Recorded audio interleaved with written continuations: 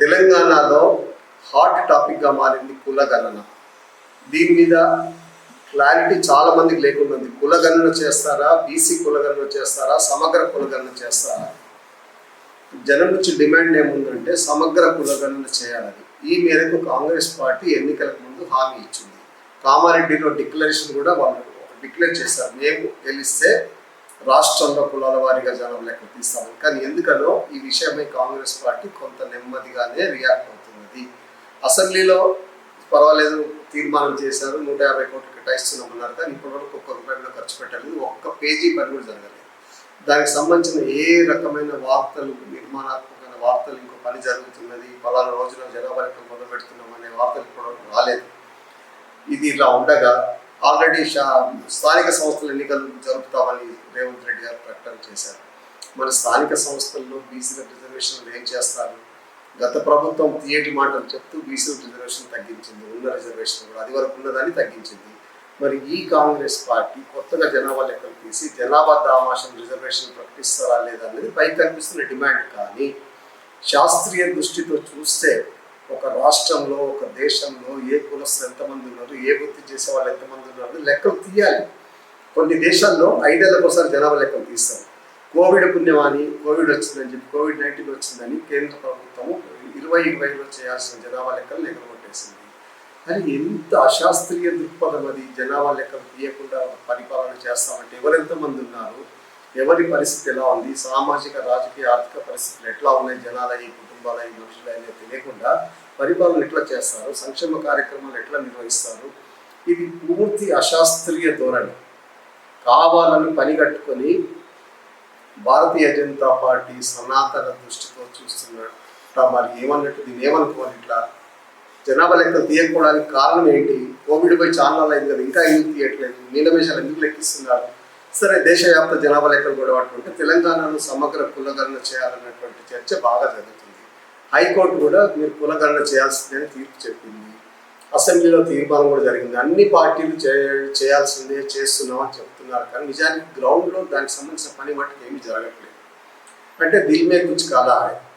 ముఖ్యమంత్రి OC కులస్తులైనందువల్ల BC కులగణన చేయకుండా బీసీలకు రావాల్సిన రిజర్వేషన్ ఎత్తగొడుతున్నాడు అన్నది బీసీల ఆరోపణ.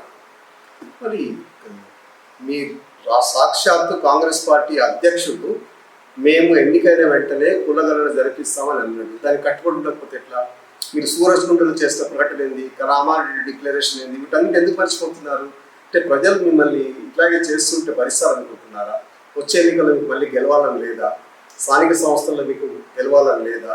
ఇవన్నీ మరి ఎందుకని ఆమె ఉపేక్షిస్తున్నారో తెలియదు. కానీ కాంగ్రెస్ పార్టీ కులగణననే కావాలని ఉపేక్షిస్తున్నది. ఈ పార్టీకి అయిపోవాలి. అన్ని విషయాల్లో పోటీ పడుతున్నారు. మీకంటే ముందున్న ప్రభుత్వము ఒక్క రోజులో సమగ్ర కులగణన, సమగ్ర కుటుంబ సర్వే చేస్తుంది కదా. మీరు 2 వారాలు తీసుకోండి, 3 వారాలు తీసుకోండి, 15 రోజులు తీసుకోండి, నెల రోజులు తీసుకోండి, కానీ కులాల గణన మొదలు పెట్టాలి కదా. ఇప్పటివరకు ఇంకా మొదలు పెట్టలేదేమి అని బీసీలు అడుగుతున్నారు. ఇది ఇట్లాగే కొనసాగితే కనుక చాలా అనుమానం రేకెత్తే అవకాశం. కుల గణన మీద దేశవ్యాప్తంగా చర్చ జరుగుతున్నది. మన రాష్ట్రంలోనేమో హాట్గా జరుగుతున్నది.